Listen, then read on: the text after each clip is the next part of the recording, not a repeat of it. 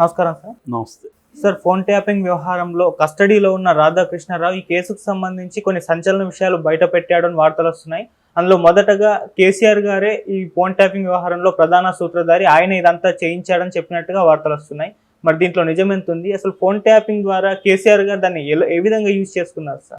నిజంగా ఈయన చెప్పాడా లేదా అనేది మనకి డైరెక్ట్గా తెలిసే అవకాశం లేదు. బట్ సీఎంఓ అంటే చీఫ్ మినిస్టర్ ఆఫీస్ నుంచే లీక్లు జరుగుతున్నాయి. ఓకే. సో అట్లాంటి లీకే ఒకటి వచ్చింది. దీన్ని ఒక మీడియా సంస్థ విపరీతంగా హైలైట్ చేసింది.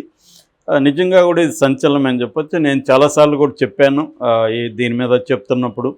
ఎందుకంటే పోలీస్ ఆఫీసర్లు వాళ్ళకు ప్రతిపక్షాల మీద కావచ్చు, లేకపోతే సివిలియన్స్ మీద కావచ్చు, వాళ్ళ మీదంతా కూడా వాళ్ళకి నిఘా పెట్టాల్సిన అవసరం వాళ్ళకి ఏముంటుంది? ఇది క్లియర్గా రాజకీయంగా లాభం ఉండే వాళ్ళే చేస్తారు. రాజకీయంగా లాభం ఉండేవాళ్ళు ఎవరు? ముఖ్యమంత్రికే లాభం ఉంటుంది. అది అంటే బీఆర్ఎస్ పార్టీకి ముఖ్యమంత్రికే లాభం ఉంటుంది ప్రతిపక్షాల మీద. ఇప్పుడు ఆంధ్రప్రదేశ్లో కూడా గతంలో చంద్రబాబు ట్యాప్ చేస్తున్నాడు జగన్ అన్నాడు, జగన్ ట్యాప్ చేస్తున్నాడు చంద్రబాబు అన్నాడు. సో ఇవన్నీ ఎప్పటి నుంచో ఉన్నాయి. అట్లాగే రాహుల్ గాంధీ వీళ్ళందరూ కూడా మోడీ పెగాసస్ సాఫ్ట్వేర్ ద్వారా మా ఫోన్లోని ట్యాప్ జరుగుతుంది అన్నారు. జనరల్గా ట్యాపింగ్ జరగడం అనేది కామన్, అందరికీ తెలుసు. ఏ గవర్నమెంట్ ఉన్నా ప్రత్యర్థుల మీద, తర్వాత తమకి ఇబ్బంది పెట్టే వాళ్ళ ఫోన్లు ట్యాప్ చేయడం ఇవన్నీ జరుగుతుంటాయి. అట్లా కాకుండా ఇది ఇప్పుడు బయటకు వచ్చింది కాబట్టి మనకు మంచిదే ఇది. ఎందుకంటే పోలీసు వ్యవస్థ రాజకీయ వ్యవస్థకు ఎలా పనిచేస్తుంది, చట్ట వ్యతిరేకంగా నిరంతరం చట్టాల గురించి మాట్లాడే ఈ పోలీస్ వ్యవస్థ, నిరంతరం ప్రజాస్వామ్యాన్ని గురించి మాట్లాడే ఈ రాజకీయ వ్యవస్థకు ఎట్లా లోబడిపోయి ప్రతిపక్షాలను కావచ్చు, లేకపోతే ప్రత్యర్థుల్ని కావచ్చు, వివిధ ఉద్యమాలు చేసే ఉద్యమకారులను కావచ్చు, చివరికి సొంత కుటుంబంలో వాళ్ళని కావచ్చు, సొంత పార్టీలో వాళ్ళని కావచ్చు, ఈ మొత్తం అందరినీ కంట్రోల్ చేయడానికి పోలీస్ వ్యవస్థని ఎలా వాడుతారు అనేది మనం గతంలో హిట్లరు, స్టాలిను వీళ్ళని చదువుకున్నాం. హిట్లరు కాలంలో గెస్టపో అనే ఒక పోలీస్ డిపార్ట్మెంట్, సీక్రెట్ సర్వీసు. ఆ గెస్టపో అందరి మీద నిఘా పెట్టి అప్పట్లో చేసేది. తర్వాత స్టాలిన్ కాలంలో ఎన్కేవిడి అనే ఒక సంస్థ ఉండేది, అది కూడా సీక్రెట్ సంస్థ. అది స్టాలిన్కి ప్రత్యర్థులు అనుకునే వాళ్ళని, స్టాలిన్కి థ్రెట్ అనుకునే వాళ్ళ మీద అంతా నిఘా పెట్టి చేసేది. సో అలాగా ఇప్పుడు కేసీఆర్ ఇలా చేశాడనేది ఇప్పుడు బయటకు వచ్చింది. ముందు నుంచి కూడా ఏంటంటే కేసీఆర్ మీద ఆరోపణలు ఏంటంటే కేసీఆర్ విమర్శని తట్టుకోలేడు, కేసీఆర్ చిన్న ఎవరైనా విమర్శించినా తట్టుకోలేరు అనేది కేసీఆర్ మీద అభియోగం. నిన్న నేను ఒక కేటీఆర్ వీడియో చూసాను. కేటీఆర్ని ఇదే ప్రశ్న అడిగారు, సార్ మీ కాంగ్రెస్ను గెలిపించడం అంటే ఇది కేసీఆర్ మీద నెగిటివ్ ఓటు కానీ కాంగ్రెస్కి పాజిటివ్ ఓటు కాదు, అంటే కాంగ్రెస్ని ఏదో గెలిపించాలని ప్రజలు అనుకోలేదు, కేసీఆర్ని ఓడించాలని ప్రజలు అనుకున్నారు, దానికి కారణం కేసీఆర్ అహంకారం అనేది అంటున్నారు. మీరేమంటారంటే విశ్లేషకులకి మిగతా వాళ్ళకి మాట్లాడడానికి మా మీద వేరే ఏమీ లేక ఈ ఆరోపణ చేస్తున్నారు, మేము సంక్షోభం అభివృద్ధి ఇవన్నీ బాగా చేశాం కాబట్టి అక్కడ విమర్శించలేరు కాబట్టి ఏం చెప్పాలో తెలియక అహంకారం అంటున్నారు. మేము అహంకారంతో ఎవరినేమన్నా అన్నామా అది ఇదని మాట్లాడుతున్నాం. కానీ ఇప్పుడు ఫోన్ ట్యాపింగ్లో రాధాకిషన్ రావు కస్టడీలో ఉన్నాడు 7 రోజులు. ఈ 3వ తేదీ నుంచి 10వ తేదీ వరకు ఈ 7 రోజుల కస్టడీలో ఆయన నోరు విప్పి మొత్తం చెప్పేశాడని చెప్తున్నారు. వాంగ్మూలం డీటెయిల్గా రాసుకుని వీడియో కూడా షూట్ చేశారని చెప్తున్నారు. అందులో ఏం చెప్పారంటే ఈ మొత్తం ట్యాపింగ్ చేయమని మాకు చెప్పింది కేసీఆరే, కేసీఆర్ ఉత్తర్వుల మేరకే మేము చేశాము. అందుకనే కేసీఆర్ ఏం చేశాడంటే తనకు అనుకూలమైన ఆఫీసర్లను తెచ్చిపెట్టుకున్నాడు, తన కులం వాళ్ళని, తనకు నమ్మకంగా ఉంటారనుకున్న వాళ్ళని తెచ్చిపెట్టుకున్నాడు. సో ఇక్కడ ఎస్ఐబి ఏదైతే ఉందో, స్పెషల్ ఇంటెలిజెన్స్ బ్రాంచ్ ఏదైతే ఉందో దానికి ప్రభాకర్ రావుని డీజీగా చేశారు. ఆయన సామాజిక వర్గం. ప్రభాకర్ రావు ద్వారా నన్ను టాస్క్ ఫోర్స్ డీసీపీగా పెట్టారు. సో టాస్క్ ఫోర్స్ డీసీపీ అనేది వెరీ ఇంపార్టెంట్. సిటీలో తనకు అనుకూలమైన వాడు ఉండాలి అనేది కేసీఆర్ ప్లాన్. అట్లా నన్ను పెట్టారు. అట్లాగే ప్రణీత్ రావుని ఎస్ఐబిలో యాడ్ చేశారు, అతని ఆధ్వర్యంలో చేయమని.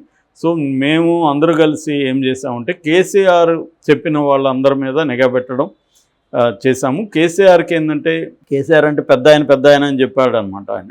సో పెద్ద ఆయనకి చిన్న విమర్శను కూడా తట్టుకోలేడు, ఆయన ఇరిటేషన్ వస్తుంది. అందుకని తన పార్టీలో ఎవరెవరు తనకు వ్యతిరేకంగా మాట్లాడుతున్నారు ఏంటి అనేది కొంతమంది పేర్లు ఇచ్చారు. వాళ్ళ పార్టీ వాళ్ళ మీద నిఘా పెట్టాము, వాళ్ళ సొంత ఫ్యామిలీ మెంబర్స్ మీద కూడా నిఘా పెట్టామన్నాడు. ఈ కాంటెక్స్లో మనకు అర్థం కావాల్సింది ఏంటంటే సొంత పార్టీలు ఎవరు పెట్టి ఉంటారు, సొంత ఫ్యామిలీలో ఎవరిని పెట్టి ఉంటారు. సొంత ఫ్యామిలీలో హరీష్ రావుని పెట్టి ఉండే అవకాశం ఉంది. ఎందుకంటే హరీష్ రావుని ఆ మధ్య దూరం పెట్టేశాడు, మినిస్టర్ కూడా ఇవ్వలేదు. దానికి కారణం ఎక్కడో హరీష్ రావు ఈయన మీద నెగిటివ్గా మాట్లాడేప్పుడు మనం ఫ్రెండ్స్గా ఉంటాం, ఫ్యామిలీలో ఉంటాం. అక్క గురించి తమ్ముడు బయట మాట్లాడేటప్పుడు మా అక్కకు బుద్ధి లేదు, ఎట్లా అంటే అట్లా ప్రవర్తిస్తుంది, ఏదో మాట్లాడతాడు. అంత మాత్రం ప్రేమ లేదని కాదు కదా. అంటే ప్రేమను ఎక్స్ప్రెస్ చేసే పద్ధతులు రకరకాలుగా ఉంటాయి, అవి నెగిటివ్గా కూడా ఉంటాయి. భార్యాభర్తల మధ్య ఎంత గొడవలు ఉంటాయి మనకు తెలుసు, ప్రేమికులు కొట్టుకొని ప్రేమికులు ఎవరు ఉంటారు. సో ఇది కూడా తట్టుకోలేని వాళ్ళు, అంటే చిన్న విమర్శను, చిన్న భిన్నాభిప్రాయాన్ని కూడా తట్టుకోలేని స్థాయికి కేసీఆర్ వెళ్ళిపోయాడు అనేది ఈయన మాటల్లో తెలుస్తుంది. ఈటెల రాజేందర్ లాంటి వాళ్ళని పెట్టడానికి కూడా ఇదే కారణమని, ఈటెల రాజేందర్ బయట ఎక్కడో మాట్లాడారని దాని మీద నిఘా పెట్టారని అప్పట్లోనే వార్తలు వచ్చాయి. అంటే తన సొంత పార్టీ వాళ్ళని, సొంత కుటుంబంలో వాళ్ళని కూడా నమ్మలేని పరిస్థితి కేసీఆర్ వచ్చారు. ఈ గుణం ఎవరిలో ఉంటుందంటే నియంతల్లోనూ ఉంటుంది. స్టాలిన్, హిట్లర్ ఇలాంటి వాళ్ళు. ఇందాకే మా ఫ్రెండ్తో మాట్లాడు, మా ఫ్రెండ్ స్టాలిన్ మీద రీసెర్చ్ చేస్తున్నాడు. ఈ మధ్య స్టాలిన్కి సంబంధించి చాలా ఆర్కైవ్స్ బయటపడ్డాయన్నమాట. సో దాని మీద వరల్డ్ వైడ్గా స్టాలిన్ కాలంలో ఎలాంటి అరాచకాలు జరిగాయని డీటెయిల్ బుక్స్ మెటీరియల్ బయటకు వచ్చింది. సో కోట్కిన్ లాంటి వాళ్ళు చాలా విస్తృతంగా పరిశోధనలు చేశారు. దాంట్లోంచి ఒకే ఒక మాట చెప్పదలుచుకున్నాను. అదేంటంటే స్టాలిన్కి పాలిట్ బ్యూరో దాదాపు 130 మెంబర్స్ ఎంతమంది ఉంటే అందులో వాళ్ళ మీదంతా నిఘాలు పెట్టి వాళ్ళల్లో తనకి థ్రెట్ ఉంటుంది అనుకొని 90 మందిని చంపేశాడు. 130లో 90 మందిని చంపించేశాడు. అంటే 70% పాలిట్ బ్యూరో వాళ్ళనే చంపించాడు స్టాలిన్. మిగతా ఎంతమందిని చంపించాడంటే నెట్లో ఎవరైనా వెతికితే దొరుకుతుంది మీకు. అంటే ఏ స్థాయి అభద్రత ఉంది, తన పాలిట్ బ్యూరో మెంబర్స్ని కూడా నమ్మలేని ఒక అభద్రత స్టాలిన్లో ఉంది. సో అట్లాగే ఇంకా హిట్లర్ అయితే ఇంకా చెప్పాల్సిన లేదు. ఇలాగా నియంతలు ఏంటంటే వాళ్ళు వాళ్ళ నీడను కూడా నమ్మలేరు.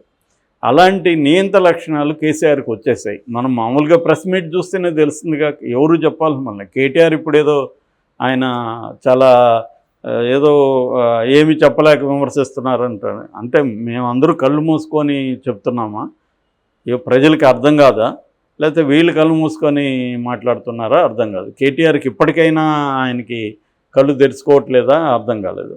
ఎందుకంటే ఒక మీడియా సమావేశంలోనే విలేకరుల్ని ఎట్లా గద్దిస్తున్నాడు, అదేదో ఈయన రాజ్యం అయినట్టు, ఈయన రాజు అయినట్టు, వాళ్ళందరూ పనికిమాలలో అయినట్టు ఇలాగ మాట్లాడుతున్నాడు. నువ్వు ఇక అధికారం ఇస్తే నువ్వు సీఎం అయినావు. ఆయన ఫస్ట్ ఆఫ్ ఆల్ ప్రాబ్లం ఏంటంటే తెలంగాణ తనే తెచ్చాడనేది మేజర్ ప్రాబ్లం. అతను నమ్మడం కానీ మిగతా వాళ్ళు నమ్మించడం కానీ ఖచ్చితంగా ఆయన రోల్ మేజర్ ఉంది. కానీ అట్ ద సేమ్ టైం అనేక మంది బలిదానాలు ఉన్నాయి, దాదాపు 1000 మంది వాటి చనిపోయారు. అనేక ఉద్యమకారులు అనేక రూపాల్లో నష్టపోయారు తెలంగాణ ఉద్యమం కోసం. పైగా 69 నుంచి ఉద్యమం జరుగుతూ వచ్చింది. అట్లాగే అనేక పరిస్థితులు కూడినాయి. జగన్ ఫ్యాక్టర్ ఒకటి, సోనియా గాంధీకి, ఇవన్నీ అనేక అంశాలు కలిసి వస్తే అయినాయి. అందులో ఈయన రోల్ కూడా ఉంది, లేదని కాదు. కానీ మొత్తం నేనే తెచ్చాను అని మాట్లాడితే అది నమ్మితే అంతకంటే మూర్ఖత్వం ఉండదు. సో మొన్న కూడా ఆయన తెలంగాణ చరిత్ర కేసీఆర్ అన్నాడు. తెలంగాణ చరిత్రలో ఈయన కొన్ని పేజీలు ఉంటాయి తప్ప మొత్తం బుక్కే తెలంగాణ చరిత్ర అంటే కేసీఆర్ బుక్ కాదు కదా. సో అనేక మంది తెలంగాణ కోసం ప్రాణాలు ఇచ్చిన వాళ్ళు ఉన్నారు, ఇబ్బందులు పడిన వాళ్ళు ఉన్నారు. సో ఆయన వచ్చినాక ఏంటంటే ఈ ఒక కేసీఆర్ అంటే తెలంగాణ, తెలంగాణ అంటే కేసీఆర్, నేనేం చెప్తే ప్రజలు నమ్ముతారు. ఎందుకంటే చాలాసార్లు నమ్మారు, అది ఆయన నమ్మేస్తాడు ఆయన కూడా. అంటే మామూలుగా ఒక కథ ఉంటుంది, ఒక రైటరు తను డిస్టర్బ్గా ఉంది రాయడం అని ఆయన ఏం చేశాడంటే ఊరి చివరి పోయి రాసుకుంటున్నాడు ప్రశాంతంగా. అక్కడ పిల్లలు గోల చేస్తుంటే వాళ్ళకి అక్కడ మార్కెట్లో స్వీట్లు పంచుతున్నారంట ఫ్రీగా అని చెప్పాడు. వాళ్ళని తెరమేద్దామని ఒక అబద్ధం చెప్పాడు. ఈ పిల్లలంతా పరిగెత్తి వెళ్ళిపోయారు. తర్వాత కొంతసేపటి ప్రశాంతంగా రాసుకుంటుంటే బయట గోలని పడింది. బయట ఏం రా గోలని బయటకు వచ్చి చూస్తే పొలోమని జనం వెళ్తున్నారు. ఎందుకు వెళ్తున్నారు, పరిగెత్తున్నారంటే అక్కడ మార్కెట్లో స్వీట్లు పంచుతున్నారు అంటున్నారు. ఈయన కూడా పెన్ను పేపర్ పెట్టేసి ఈయన కూడా పరిగెత్తాడు. అంటే ఏంటి, ఈయన అబద్ధాన్ని ఆయన కూడా నమ్మేశాడు అనమాట. ఈయనే అబద్ధం చెప్పాడనే విషయం మర్చిపోయి ఈయన అబద్ధాన్ని ఈయనే నమ్మాడు. సో అలాగా కేసీఆర్ తను ప్రజలకి ఏ అబద్ధాలు చెప్పాడో తన అబద్ధాలను తనే నమ్మి తెలంగాణకి అంటే నేనే అనేది ఆయన నమ్మి దానికి కాదన్న వాళ్ళ మీదంతా విరుచుకుపడ్డాడు. దానికి ఫోన్ ట్యాపింగ్ కూడా వాడుకున్నారు. ఇప్పుడు మొత్తం బయట వచ్చింది. ఎవరెవరు ప్రత్యర్థులు ఉన్నారో వాళ్ళ ఫోన్ ట్యాప్ చేసి వాళ్ళని ప్రెజర్ చేసి లొంగ తీసుకున్నామనేది కిషన్ రావు చెప్తున్నాడు. రాధాకిషన్ రావు అంటే ప్రత్యర్థుల్ని కావచ్చు, పార్టీలో ఉండే విమర్శకుల్ని కావచ్చు, తర్వాత పౌర సమాజంలో ఉండే నాయకులు చాలామంది ఉంటారు వాళ్ళని కావచ్చు, వీళ్ళందరం ఫోన్ ట్యాపులు చేసి ఆ రహస్యాలను మేము వాళ్ళు ఏదో మాట్లాడుకుంటారు, వాళ్ళ డబ్బుల్లో అవాదేవీలు ఏదో ఒకటి, ప్రతి ఒక్కళ్ళు కొన్ని బలహీనతలు ఉంటాయి.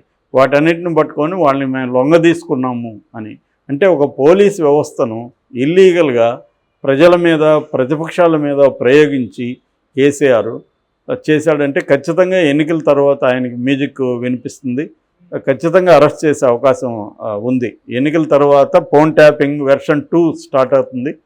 ఆ వెర్షన్ 2లో ఫస్ట్ ఉండబోయేది కేసీఆర్ అని చెప్తున్నారు.